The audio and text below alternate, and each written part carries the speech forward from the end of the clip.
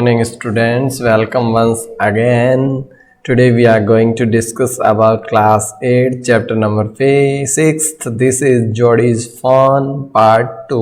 इसका part 1 अपन ने कर लिया था किस प्रकार से जोडी के जो पिताजी है पैनी उनको एक रेटल स्नैक काट लेता है और उसकी एक देसी रेमेडी के रूप में एक डो जो है एक हिरणी जो है उसको मारकर उसका जो लीवर और हार्ट है उसको यूज़ किया जाता है। अब उसका जो फ़ोन है उसका जो बच्चा है उसके प्रति जोडी जो है बहुत ज़्यादा चिंतित होता है और वो ये कहता है कि भाई हमने इसको मारा है तो अब हमारी ये जिम्मेदारी है कि उसके बच्चे का पालन पोषण करें, वो भूखा नहीं मरे। इसलिए वो विल मिल के साथ घोड़े पे बैठ के उसकी तलाश में निकल जाता है। अब क्या वो उसको बच्चा मिलता है या नहीं मिलता है, इसके बारे में अपन आज डिस्कस करेंगे कि भाई वो किस प्रकार से जाता है, क्या क्या करता है। तो अब देखो यहाँ से जो है Jody gave himself over to thought of the fawn. अब जोडी जो है जोडी में पूरा अपने आप में पूरे के पूरे विचार जो है उस फोन के प्रति आ रहे हैं। They pass the abandoned clearing और वो आगे बढ़ रहे हैं। He said cut to the north Millwheel और अब वो मिलविल से कहता है डायरेक्शन के बारे में, दिशा के बारे में कि भाई नॉर्थ की तरफ कट लो। और it was up here that pa got bitten by a snake and killed the doe and I saw the fawn. It was up here, अब यहीं पर ये जो था जहाँ की पा को ये जो स्नैक है उसने बाइट किया और उन्होंने जो है इसको डो को मारा और मैंने यहीं जो है उस फोन को देखा था। Suddenly Jody was unwilling to have Millwheel with him और अचानक से जोडी को ऐसा लगता है कि भी मिलविल हम मेरे साथ नहीं रहना चाहिए, मिलविल को मेरे साथ नहीं होना चाहिए, मुझे अकेले ही जाना चाहिए। If the phone was dead or could not be found, he could not have his disappointment seen। और अब वो क्यों चाह रहा है, देखो उसका रीज़न ये है कि अगर फ़ोन मर गया या फ़ोन उसको नहीं मिला तो उसके अंदर की जो फीलिंग्स है, जो उसकी निराशा है, जो उदासी है, वो ये नहीं देख पाए। And if the fawn was there the meeting would be so lovely and so secret that he could not endure to share it. और दूसरी कंडीशन ये है कि अगर फोन मिल भी जाता है और तो ये जो है बहुत ही खूबसूरत लम्हा होगा, बहुत शानदार लम्हा होगा और ये एक सीक्रेट होगा जिसको कि वो किसी के साथ शेयर करना नहीं चाहता। तो यहाँ जोडी जो है वो ये चाहता है कि भाई मिलविल उसके साथ नहीं चले, क्योंकि अगर बाय द वे फोन नहीं मिलता है या मर गया है तो उसकी निराशा को वो मिलविल को दिखाना नहीं चाहता। दूसरी तरफ अगर ये मिल भी जाता है तो अपनी खुशी जो है, अपना जो उस समय की जो हाव भाव है, जो उसकी उत्साह है, वो उसके साथ शेयर करना नहीं चाहता। इसलिए देखो क्या करता है, ही सैड, वो कहता है it's not far now but the scrub is very thick for a horse, I can make it on foot. अब वो कहता है कि भाई देखो अब यहाँ से ज़्यादा दूर नहीं है और आगे झाड़ियाँ बहुत ज़्यादा है जिससे कि घोड़ा के लिए ठीक नहीं रहेगा, घोड़ा आगे नहीं चल पाएगा। तो अब जो है मैं फुट पर यानी कि पाँव पर ही जो है पैदल चल के जाऊंगा। But I am afraid to leave you, boy. Suppose you got lost or got bitten by a snake too।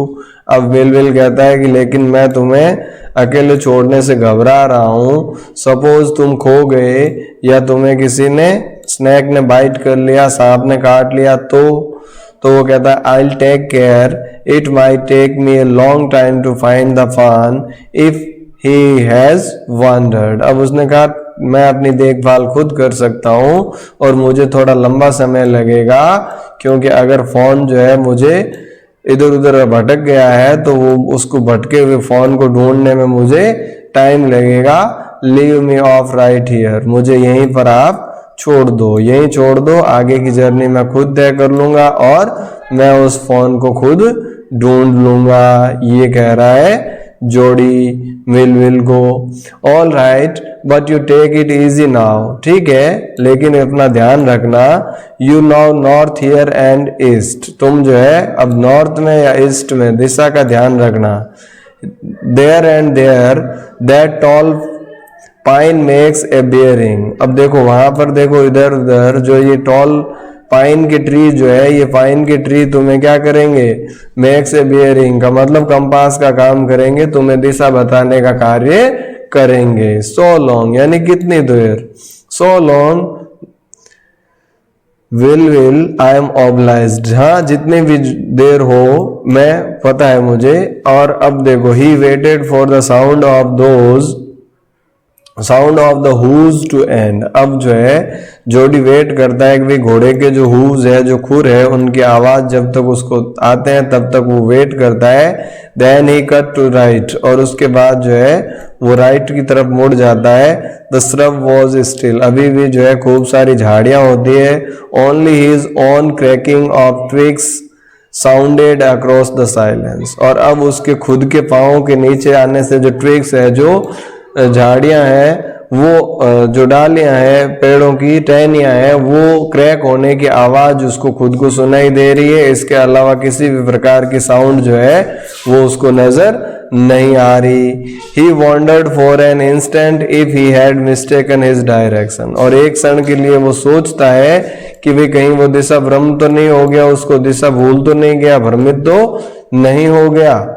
इसके बाद देखिए, then a buzzard rose in front of him, और उसके बाद उसको एक बुजार्ड जो होता है एक वल्चर टाइप का, एक गिद्ध टाइप का प्राणी है जो कि मरे हुए पशुओं को खाता है, वो उसके सामने आता है। फ्लैप्ड इनटू एयर, और हवा में जो है अपने पंख फड़फड़ाता है। He came into the clearing under the oaks, और वो जो है ओक के पेड़ के नीचे वहां पर आता है।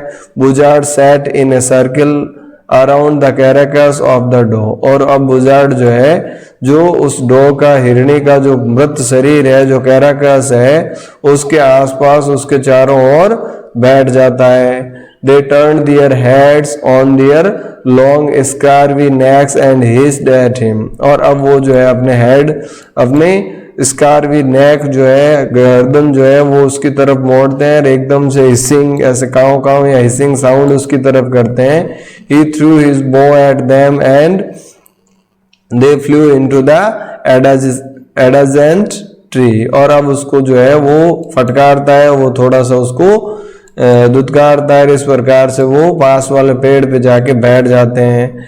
The sand sound large cat prints but the big cats killed fresh and they had left the doe to the carrion birds। अब देखो वहां पर सैंड के ऊपर जो है एक बड़े से कैट के जैसा प्रिंट जो है मिलता है, बिल्ली के पंजे जैसा निशान। अब चाहे वो पैंथर हो या टाइगर हो या कुछ भी हो सकता है, जो कि उसके फ्रेश जो था मांस उसको खाया, और अब जो पीछे बचा हुआ है वो इन बर्ड्स के लिए रख रखा है, ये बर्ड्स खा रहे हैं।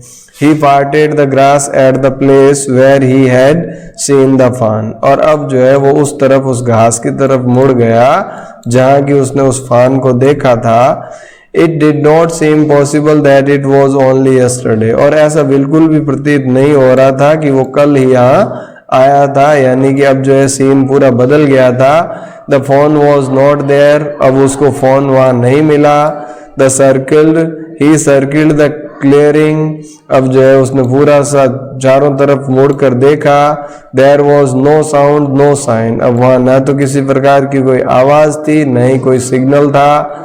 The buzzards cackled their wings, और बुजार्ड जो थे वो अपने पंखों को हिला रहे थे, पंखों को फड़फड़ा रहे थे। Impatient to return to their business, अब वो उतावले हो रहे थे अपने उस काम पर जाने के लिए। He returned to the spot where the fawn had emerged and dropped on all fours, और वो जो है वापस लौट गए उस फॉन को ढूंढने के लिए। He returned to the spot where the fawn had emerged, और अब वो उस जगह लौट आए जहां की फॉन मिला था उसको। And dropped on all fours, studying the sand for the small hoof prints, अब छोटे छोटे जो उसके हूफ प्रिंट थे, जो पाँवों के निशान थे, पद चिन्ह थे, उनको स्टडिंग करते हुए, मिट्टी पर देखते हुए।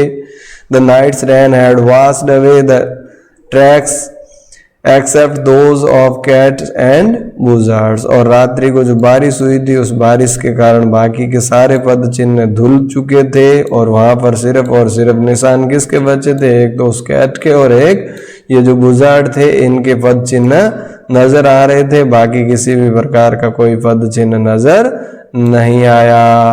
अब देखिए कंप्रेहेंशन चेक कर लेते हैं, अभी तक जो पढ़ा आपको कितना समझ आया।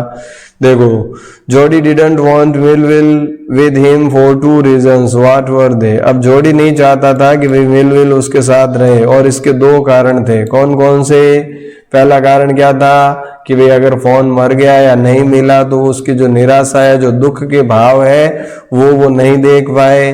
दूसरा, अगर फोन उसको मिल गया तो उसके मिलने की जो खुशी है, जो उसका आनंद है, उस आनंद को भी वो किसी के साथ शेयर नहीं करना चाहता था। यही कारण था कि वो नहीं चाहता था मेलविल वहां रुके। अगला देखो, why was Millwheel afraid to leave Jody alone. Millwheel अकेला छोड़कर जोडी को अकेला छोड़ने में क्यों घबरा रहा था? यही कि भाई या तो वो दिशा भटक सकता था या उसको भी कोई सांप वगैरह काट सकता था, इसलिए वो घबरा रहा था। तो इस प्रकार से आज अपन ने पार्ट 2 को कंप्लीट कर लिया। आई होप आपको ये समझ में आया होगा, और अगर वीडियो अच्छा लगे तो लाइक कीजिए, अपने फ्रेंड्स के साथ शेयर कीजिएगा। मिलते हैं नेक्स्ट वीडियो में अगले पार्ट 3 के साथ। तब तक के लिए थैंक यू। जय हिंद, जय भारत।